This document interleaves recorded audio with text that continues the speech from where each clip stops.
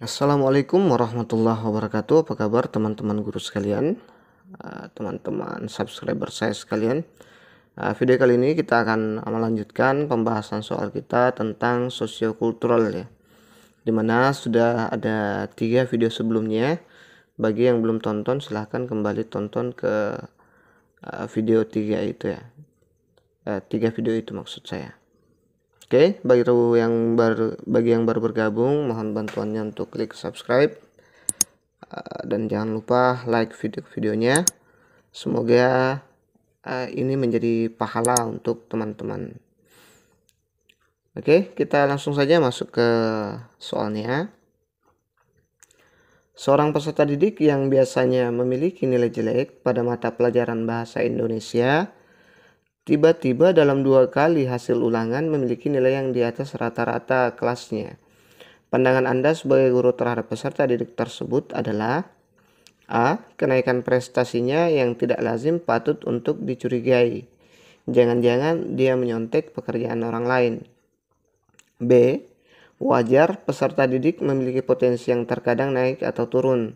Oleh karenanya, pemberian nilai yang bagus sudah merupakan bentuk reward atau apresiasi.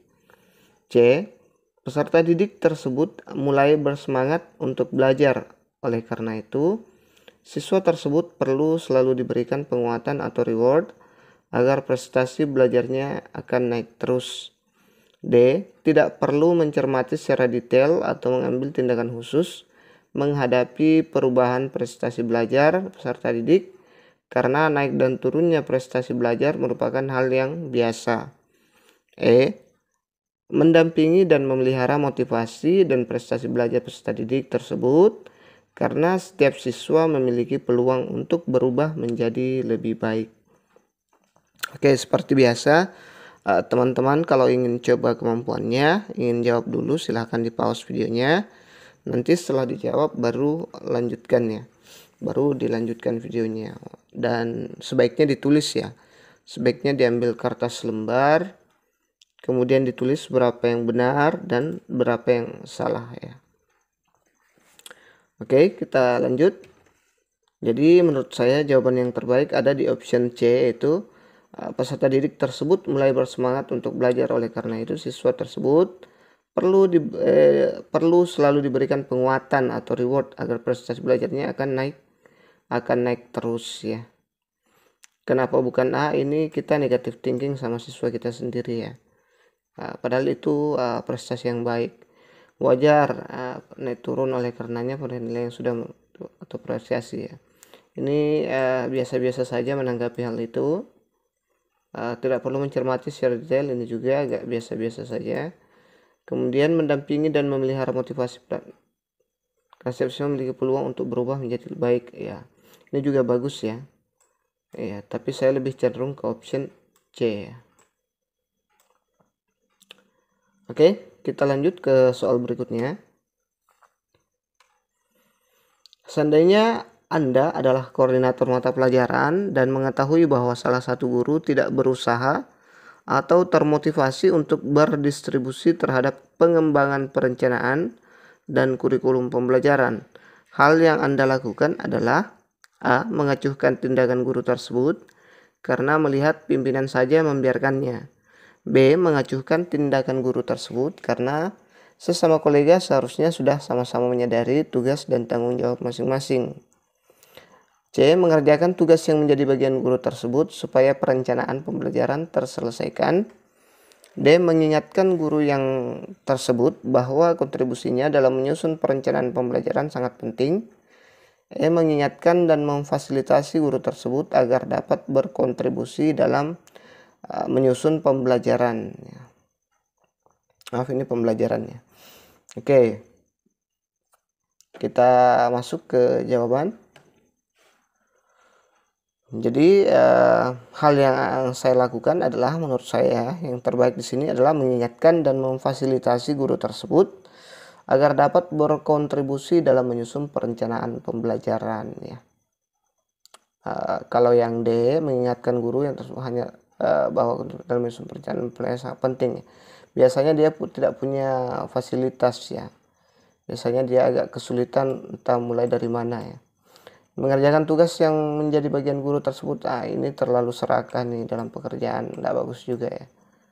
Kemudian mengacuhkan tindakan guru tersebut karena sama kolega seharusnya sudah sama-sama menyadari. Ini apalagi lebih cuek lagi ya.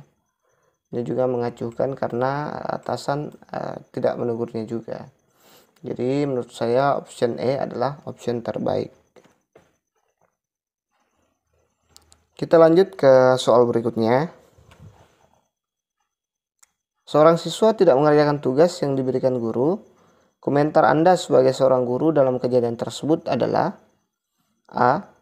Anak pemalas. Masa setiap kali saya memberikan pekerjaan rumah, kamu tidak pernah mengerjakannya? B. Anak yang tidak patuh sama guru. Sudah tahu guru memberikan pekerjaan rumah supaya siswa belajar di rumah, tetapi tetap saja tidak mau mengerjakannya. C. Apakah kamu tidak bosan berkali-kali mendapatkan hukuman dari saya karena tidak mengerjakan pekerjaan rumah? D. Saya sedih melihat kamu mendapatkan hukuman karena tidak mengerjakan pekerjaan rumah. Adakah yang dapat kita lakukan bersama sehingga kamu dapat menyelesaikan pekerjaan rumah tepat waktu? Saya tidak senang melihat kamu berkali-kali mendapatkan hukuman karena tidak mengerjakan pekerjaan rumah. Apakah yang seharusnya kamu lakukan agar dapat menyelesaikan pekerjaan rumah tepat waktu? Baik, kita ke jawabannya. Jadi di jawaban ini saya cenderung ke option D ya. Saya sedih melihat kamu mendapatkan hukuman karena tidak mengerjakan pekerjaan rumah. Adakah yang dapat kita lakukan bersama sehingga kamu dapat menyelesaikan pekerjaan rumah tepat waktu? Jadi komunikasi terhadap siswa itu harus sopan dan santun ya, harus baik komunikasinya. Biar siswa tidak merasa tertekan, tidak merasa kurang nyaman begitu. Oke, anak pemalas ini sudah jelas kurang bagus ya untuk seorang guru menyatakan hal seperti itu. Kemudian anak yang tidak patuh sama guru, ini juga melumpuhkan mental siswa ya. Apakah kamu tidak bosan berkali-kali ya? Ini sudah tingkat emosi tingkat dewa, tidak bisa mengontrol diri. Jadi saya lebih cenderung ke sini. Kalau yang D, saya tidak sedang melihat kamu. Ini hampir mirip ya yang D sama E, tapi D lebih bagus karena beda redaksi. Saya sedih melihat kamu dengan saya tidak senang melihat kamu ya. Itu pertimbangannya. Kemudian apakah yang seharusnya kamu lakukan? Nah, ini juga apakah yang seharusnya kita lakukan bersama. Di sini kita membantu memfasilitasi ya. Sini kita membantu memfasilitasi menyelesaikan masalahnya. Kalau di sini dia malah bertanya kira-kira apa yang kamu lakukan ya, tidak membantu menyelesaikan masalahnya. Gitu ya. Kita lanjut ke soal berikutnya. Kepala sekolah memberikan himbauan agar setiap guru datang lebih awal 15 menit dari jam yang seharusnya dan meninggalkan sekolah dilebihkan 1 jam dari yang seharusnya selama 2 minggu untuk melaksanakan suatu kegiatan. Sebagian guru menentang himbauan kepala sekolah, maka yang akan Anda lakukan adalah: A. Mengikuti rekan sejawat yang melakukan protes. B. Mematuhi himbauan kepala sekolah karena masalah tersebut untuk kebaikan bersama. C. Mematuhi himbauan tersebut bila waktu saya memungkinkan. D. Mengadakan pendekatan personal untuk mengajak rekan sejawat mematuhi himbauan kepala sekolah karena masalah tersebut untuk kemajuan bersama. E. Mengikuti suara terbanyak dari rekan sejawat.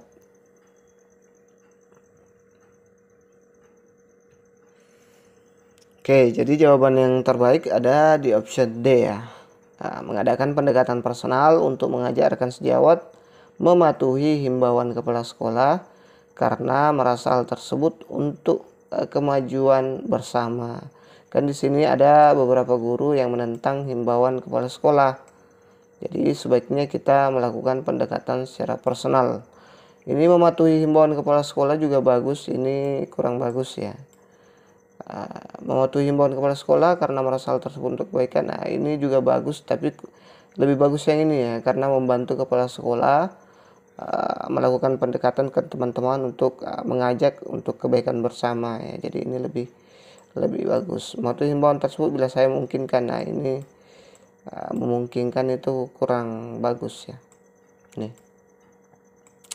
Oke, selanjutnya mengikuti suara terbanyak. Nah, ini ikut-ikut saja nih yang terame. Ya. Oke, jelas ya. Kita lanjut ke soal berikutnya. Anda memiliki teman sejawat, guru yang pandai melakukan modifikasi sepeda motor. Ia melakukan modifikasi pada sepeda motornya sehingga motor tersebut menjadi tidak sesuai dengan peraturan yang berlaku. Kemudian, sepeda motor tersebut dipakainya untuk ke sekolah. Hal yang Anda lakukan adalah A. Meminta bantuan kepada teman terdekat guru tersebut agar memberikan nasihat untuk memasang kelengkapan sepeda motor agar sesuai aturan. B. Menegur karena apa yang dilakukan guru tersebut dapat menjadi contoh yang tidak baik bagi peserta didik. C. Melakukan pendekatan secara persuasif dan akan memberikan pengertian padanya agar mentaati kelengkapan sepeda motor yang sesuai. D. Tidak melakukan ataupun menegur ke guru tersebut karena dikhawatirkan akan membuatnya tersinggung. E. Melaporkan kepada kepala sekolah agar segera ditindaklanjuti dengan peringatan. Baik, jadi saya lebih cenderung ke option A, yaitu meminta bantuan kepada teman dekat guru tersebut agar memberikan nasihat untuk memasang kelengkapan sepeda motor agar sesuai aturan. Kenapa kita meminta bantuan kepada teman terdekat ya, teman terdekat guru tersebut, agar tidak terjadi ketersinggungan ke oknum tersebut ya. Kalau menegur, ini menegur langsung, ini nanti bisa-bisa dia guru tersebut bisa jadi tersinggung ya. Kemudian melakukan pendekatan secara persuasif dan memberikan pengertian padanya agar mentaati kelengkapan sepeda motor yang sesuai. Ini juga bagus, tapi alangkah lebih bagusnya jika teman dekatnya ya, yang akrab, makanya dia tidak akan mudah tersinggung. Kalau ini masih ada kemungkinan untuk tersinggung ya. Oke. Jadi kita yang D, tidak melakukan ataupun menegur, ini cuek, padahal dampaknya kurang bagus untuk anak-anak karena takut tersinggung ya. Melaporkan kepada kepala sekolah, nah, ini langsung keras, ini nanti dia tidak senang dengan kita karena kita melaporkan hal tersebut ke kepala sekolah. Oke, kita lanjut ke soal berikutnya. Saat mengajar terjadi cekcok antara peserta didik yang kaya dengan peserta didik yang miskin dengan membawa-bawa isu perbedaan latar belakang, status sosial ekonomi sehingga pembelajaran tidak dapat berlangsung untuk beberapa saat. Upaya yang dilakukan guru untuk melerainya adalah A. Meminta keduanya untuk ke petugas tata tertib sekolah. B. Meminta berhenti dan menjauhkan tempat duduknya agar pelajaran dapat segera berlangsung kembali. C. Memarahi keduanya dan mengatakan bahwa kalau tidak dapat berhenti percekcokannya akan disuruh keluar kelas. D. Meminta keduanya diam agar pelajaran dapat segera berlangsung kembali dan mendialogkan percekcokan tersebut setelah pelajaran berlangsung. E. Memarahi keduanya dan menyatakan bahwa kalau tidak dapat berhenti percekcokannya maka nilainya akan jelek di akhir semester. Oke, jadi menurut saya di sini jawaban terbaik itu ada di option D ya, yaitu meminta keduanya diam agar pelajaran dapat segera berlangsung kembali dan mendialogkan percekcokan tersebut setelah pelajaran berlangsung ya. Gitu ya. Kalau meminta keduanya untuk ke petugas ya, ini langsung itu artinya kita tidak bisa menanganinya sendiri ya. Jadi kita dululah yang menegurnya. Kemudian meminta berhenti dan menjauhkan tempat duduknya, ini lama lagi. Proses pembelajaran bisa terganggu lagi kalau harus menata tempat duduknya. Kemudian memarahi keduanya dan menyatakan bahwa keluar tidak dapat berhenti percakapannya akan disuruh keluar kelas. Ini dia kurang yakin ya. Kita kurang yakin dengan diri kita nih, pakai ngancam segala. Kemudian memarahi keduanya dan menyatakan bahwa kalau tidak dapat berhenti percekcokannya maka nilainya akan jelek di akhir semester. Ini juga langsung keras. Ya suruh saja dulu mereka diam, terus kita lanjut dan setelah pembelajaran berlangsung nanti baru kita tanya apa masalah dari percocokan siswa tersebut ya. Begitu kira-kira. Jadi menurut saya option terbaik ada di option D ya. Oke, kita lanjut ke soal berikutnya. Seorang guru saat di perpustakaan sedang mendapati sekelompok peserta didik yang mencoret-coret buku bacaan milik perpustakaan. Saat ditegur, guru, peserta didik menjawab bahkan akan menerima hukuman mengganti buku karena kebetulan mereka berasal dari keluarga yang kaya. Tanggapan Anda sebagai seorang guru adalah: A. Membiarkan saja seolah-olah tidak mengetahui karena sedang sibuk untuk menyusun bahan pelajaran. B. Menyampaikan kepada peserta didik untuk membelikan buku yang dicoret sebanyak 2 kalinya. C. Meminta peserta didik berhenti melakukan coret-coret buku perpustakaan dan mengajak dialog tentang pentingnya menjaga fasilitas sekolah. D. Meminta peserta didik berhenti melakukan coret-coret buku perpustakaan sambil meminta mereka ke petugas tata tertib untuk mendapatkan poin tambahan. E. Meminta peserta didik untuk berhenti melakukan coret-coret dan membuat kontrak perilaku. Oke, untuk ini saya cenderung ke option E ya. Meminta peserta didik berhenti melakukan coret-coret dan membuat kontrak perilaku. Nah, ini lebih bagus ya, lebih bagus karena kasusnya ini mereka tidak mempan akan teguran karena mereka yakin bahwa mereka bisa ganti bukunya karena mereka adalah anak orang kaya, keluarga yang mampu ya. Nah, ini membiarkan saja ini salah juga. Ini juga terlalu berlebihan. Meminta saya berhenti melakukan. Ini juga bagus ya. Tapi mereka sepertinya agak bandel, jadi kita harus kasih yang ini. Kasih yang ini ya, bukan yang ini. Meminta saya melakukan coret-coret buku sambil minta mereka ke petugas tatip untuk mendapatkan poin tambahan. Ya, poin tambahan ini poin tambahan keburukan ya, kira-kira. Oke. Jadi saya lebih cenderung ke option E ya. Jika teman-teman punya pendapat lain silahkan berkomentar. Kita bisa sharing di sana nanti, bisa dilihat juga oleh teman-teman yang nonton nantinya. Oke, ke soal selanjutnya. Seorang guru mendapatkan tugas untuk mendampingi siswa mengikuti suatu perlombaan. Tindakan proaktif yang penting dilakukan dalam melaksanakan tugas pokok dan fungsinya adalah: A. Menjalankan dengan sebaik-baiknya sesuai dengan yang diinstruksikan. B. Hanya menjalankan sebisanya karena tugas itu tidak sesuai dengan minat dan bidang kompetensinya. C. Dengan sedikit terpaksa menjalankan karena seharusnya guru lain yang memiliki beban tugas lebih rendah yang melaksanakan tugas tersebut. D. Menjalankan sebaik mungkin yang dimampu, termasuk memantau kepercayaan diri dan kesejahteraan siswa yang didampingi. E. Dengan sebaik-baiknya menjalankan tugas sehingga hasilnya memuaskan. Jadi untuk soal ini saya cenderung ke option D ya, yaitu menjalankan sebaik mungkin yang dimampu, termasuk memantau kepercayaan diri dan kesejahteraan siswa yang didampingi. Ini mengikuti perlombaan.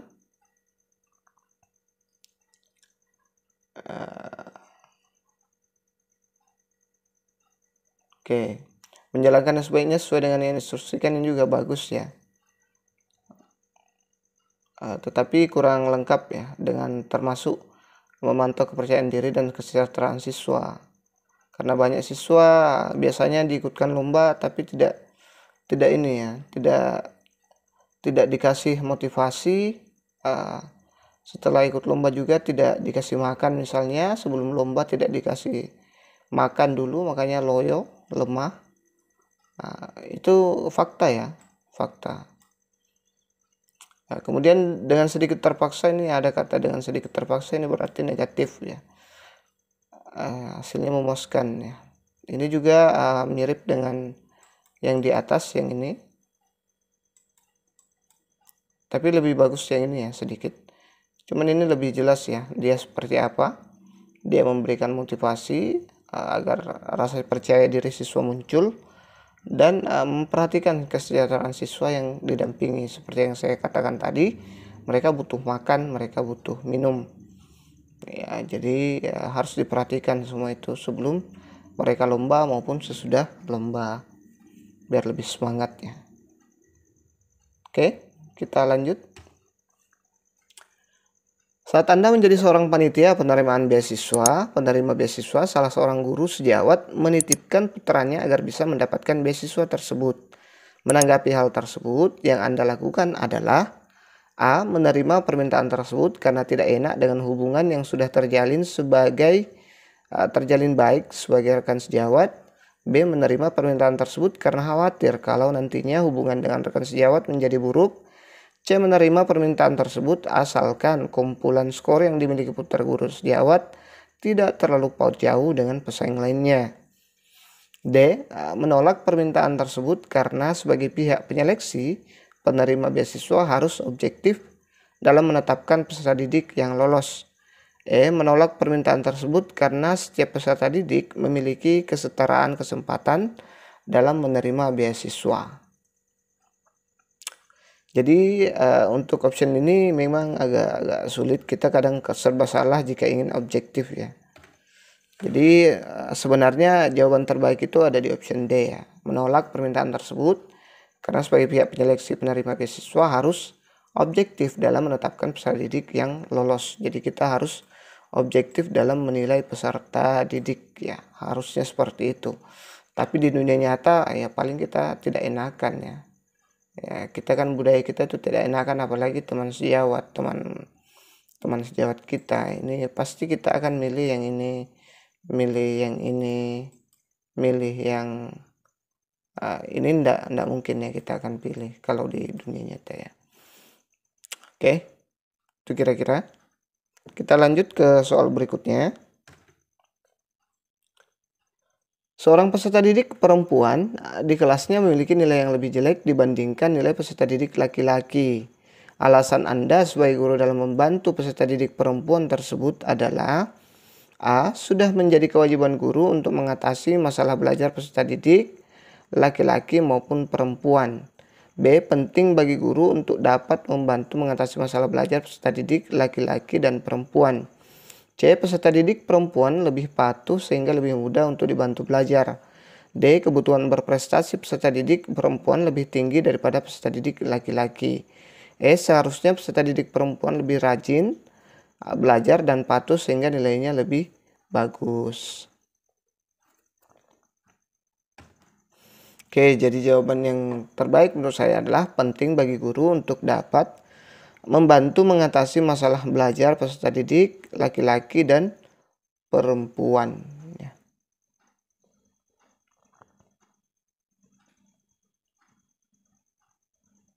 Jadi tidak hanya perempuan saja ya, laki-laki juga ya. Nih. Jadi semua harus adil, semua harus sama ya. Baik, kita lanjut ke soal berikutnya. Seorang peserta didik tidak mau masuk kelas matematika karena dia merasa telah dihina oleh guru matematika. Nah, ini bahayanya kalau kita tidak bagus dalam berkomunikasi dengan siswa. Mengetahui hal tersebut sebagai rekan sejawat, maka hal yang perlu Anda lakukan adalah A. Membiarkan peristiwa tersebut berlangsung karena kesibukan, maka tidak memiliki waktu untuk melakukan tindakan apapun. B. Membiarkan peristiwa tersebut karena merasa tidak memiliki kewenangan dan tidak diminta guru yang bersangkutan untuk mendorong peserta didik tersebut masuk kelas. C. Memberitahu kepada peserta didik yang tidak mau masuk kelas bahwa yang dilakukan guru tersebut tidak untuk menghina dan karenanya jangan terlalu sensitif. D. Mengajak dialog dengan peserta didik yang tidak mau masuk kelas untuk tidak terlalu sensitif atau perasa karena belum tentu yang dilakukan guru untuk menghina dia. E. Menggali informasi dari guru dan peserta didik secara terpisah, kemudian dengan kesepakatan bersama mengajak dialog keduanya agar keduanya dapat saling memahami. Oke, jadi jawaban yang terbaik menurut saya adalah mengajak dialog dengan peserta didik yang tidak mau masuk kelas untuk tidak terlalu sensitif atau perasa karena belum tentu yang dilakukan guru untuk menghina dia ya. Kalau ini kita seperti menghakimi teman sejawat kita teman guru kita, bukan porsi kita di situ untuk mendialogkan mereka. Bisa saja sih, tapi etikanya kita harus lebih menghargai dia ya. Bisa saja, ya, itu bisa saja. Tapi yang paling masuk akal itu kita berdialog dengan siswa saja dan menasihatinya. Oke. Nah, ini cuek. Kemudian membiarkan peserta tersebut karena merasa tidak. Nah, ini juga sama sekali tidak peduli. Masuk kelas bahwa dilakukan tersebut tidak untuk menghina dan karenanya jangan terlalu sensitif. Nah, ini juga bagus, tapi dia tidak dialog dulu ya. Sebaiknya dialog dulu lah, biar siswa itu bisa tenang ya. Oke, kita lanjut ke soal berikutnya. Seorang peserta didik memiliki prestasi yang unggul di kelasnya selama 2 tahun bersekolah. Dia selalu berada pada peringkat 1 dan sekali berada di peringkat 2. Pandangan Anda sebagai guru terhadap peserta didik tersebut adalah: A. Peserta didik berprestasi tinggi disebabkan oleh faktor lingkungan, terutama lingkungan keluarga, sehingga dia dapat lebih rajin belajar. B. Peserta didik yang sudah berprestasi tinggi sudah mampu mandiri dalam belajar dan mengembangkan motivasi dari dalam diri, sehingga tidak terlalu memerlukan perhatian guru. C. Motivasi dari dalam diri siswa yang berprestasi tinggi semuanya sudah terbentuk sejak masa kecil, sehingga guru tidak terlalu repot memelihara motivasi tersebut. D. Semua peserta didik dengan prestasi tinggi maupun rendah sama-sama memiliki kebutuhan untuk memelihara motivasi belajar mereka, tetapi bentuk dan strateginya yang berbeda.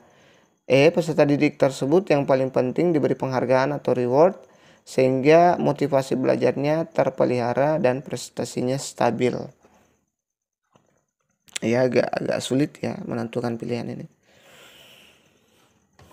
Oke, jadi untuk soal ini saya lebih cenderung ke option D. Semua peserta didik dengan prestasi tinggi maupun rendah sama-sama memiliki kebutuhan untuk memelihara motivasi belajar mereka, tetapi bentuk dan strateginya yang berbeda gitu ya.